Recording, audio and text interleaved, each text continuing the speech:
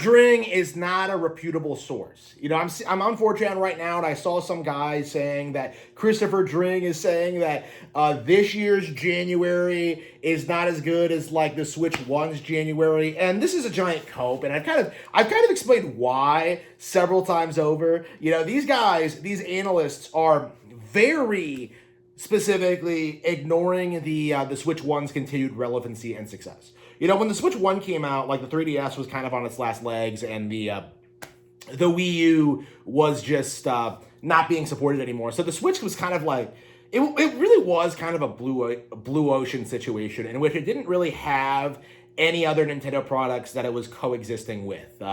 And that's no longer the case, and I believe will no longer be the case again, because of how the Switch 2 is structured and how this thing is doing. Because it isn't enough to talk about the Switch 2 and the sales of Switch 2 games, you also have to account for Switch 1 games. And that is the big, like, gaping hole in the argument when it comes to, like, Nintendo and when it comes to these fuckers. Like, the Switch 2 is not just going to make the Switch 1 obsolete. If you already own a Switch 1, if you're not ready to upgrade yet, if you can't afford it, like, you're still going to be buying and playing Switch 1 games.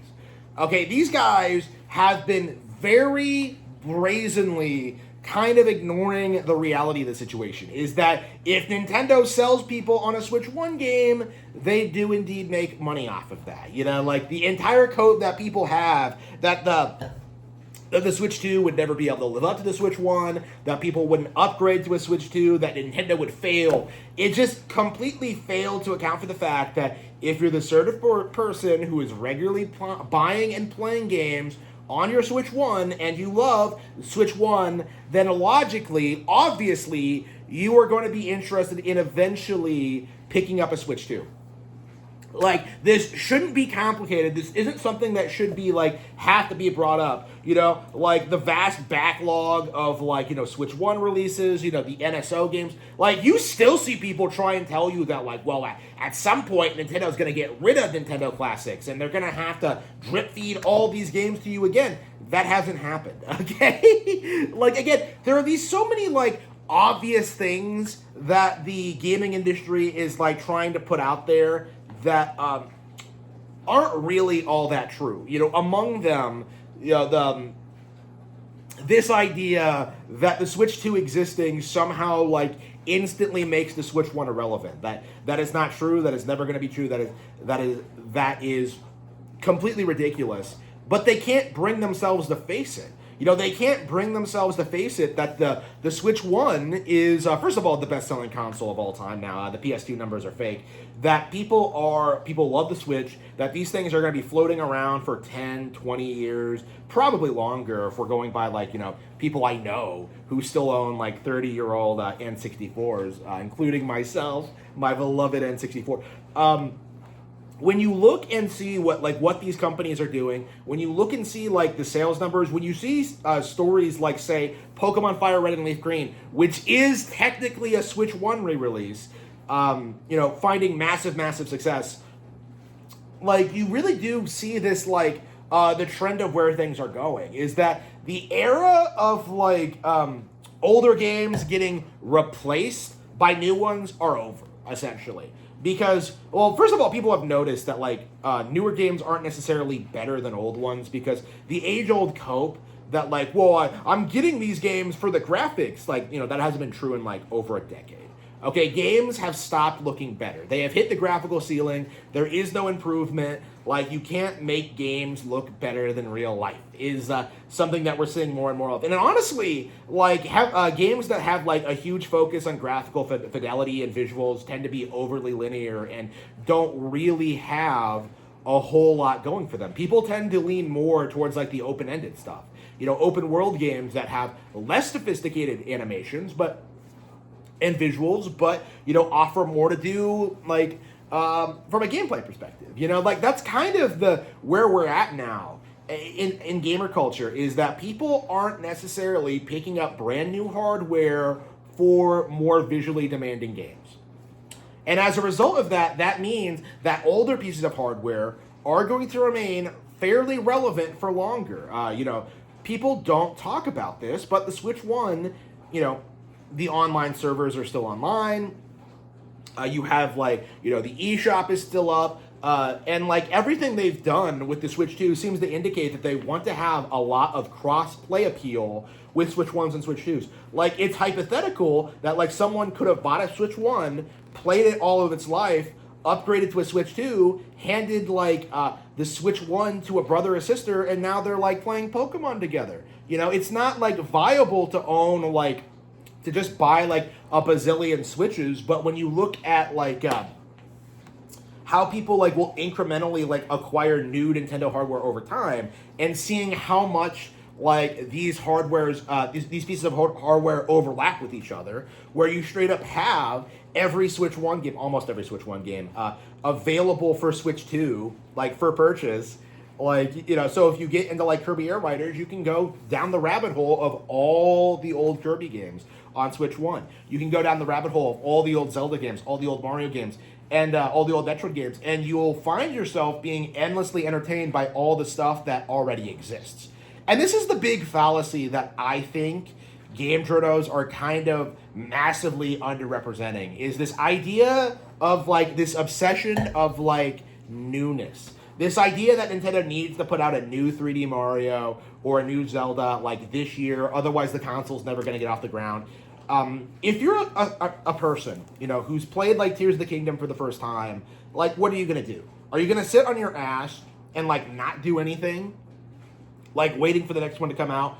Or are you going to play other Nintendo games? Are you going to play Breath of the Wild for the first time? Are you going to try Super Mario Odyssey? Are you going to play Super Smash Bros. Ultimate?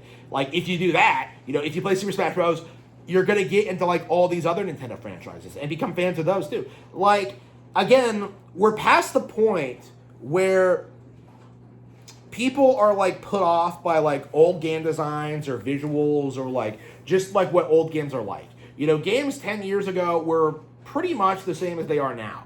And, a lot of people get, like, really upset about that, like, from a more experienced perspective. But, like, when you're a noob, this makes them a lot more approachable. And it means that you can, like, get into them more easily. And you can kind of, like, engage with them more. Like, again, like, the sheer amount of people I've seen who have put, like, 3,000 hours into Breath of the Wild is just, it's just unbelievable.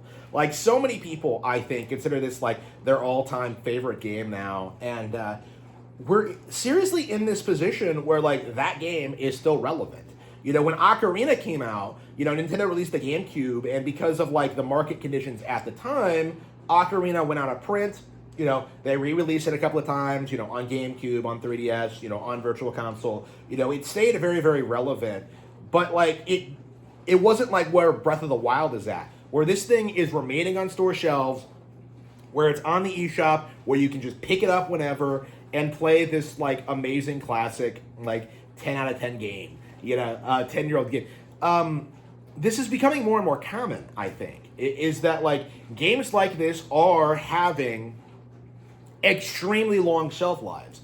Actually, I would straight up argue that, like, these games are pretty much immortal now. Just look at, like, Mario Kart 8 Deluxe, a lot of people tried damage controlling the situation of Mario Kart 8 Deluxe continuing to sell as Mario Kart World came out, as evidence that, like, Mario Kart World bombed, that everyone hated it, and that everyone was going back to Mario Kart 8 Deluxe. The simple reality is that people are buying Mario Kart World and then picking up Mario Kart 8 Deluxe, because Mario Kart 8 Deluxe is also a very good game. It's also something that's endlessly replayable, and it has its own unique vibe, feel, and personality. That gets people, like, really fired up about going back and playing them. Mario Kart 8 Deluxe is one of the best-selling games of all time now.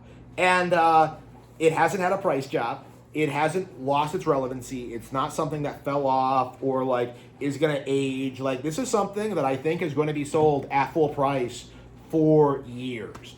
I really do think that, like, games like that, games like World, we're going to keep seeing these games come out, and continue to sell pretty much indefinitely. Like, we are going to see this more and more often going forward. And it's something that I think analysts really need to understand. In the digital era, there is no such thing as a shelf life.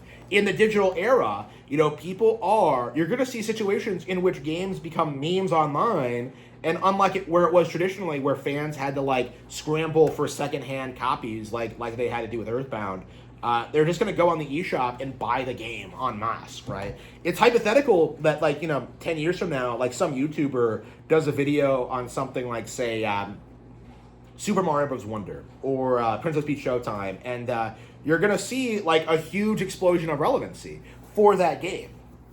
Like it's gonna suddenly shoot up like several million units sold on the eShop alone. Like it is very, very, very, very, very possible that this is gonna happen.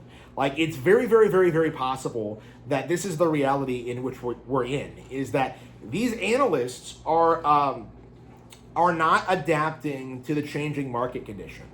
Like, just look at how often they try and point to the Famitsu physical sales charts as an example of, like, what is and what isn't doing well in Japan, Like, Mario Tennis Fever initially had this huge backlash to it. This idea that it was going to fail, that it wasn't going to do well, and spoiler alert, it's doing very, very well. It's something that, like, we really do need to talk about and address going forward, is that Nintendo is dominating right now, and the community as a whole just can't bring themselves to admit it. They are going to whatever lengths they possibly can to keep up the farce, to keep up the narrative, to keep up the alternate reality that Nintendo is on the verge of failure or bankruptcy, and it's just something that isn't going to happen. And this is something that I'm taking very, very seriously. I have started constructing the Harmon Smith blacklist. So, journalists like Christopher Dring, who come out and try and say that, like, the Switch 2 had a bad January this year, the January that did not follow a 3D Mario release like the Switch 1 did. It's a giant cope, okay? This guy is a complete joke and deserves to be blacklisted.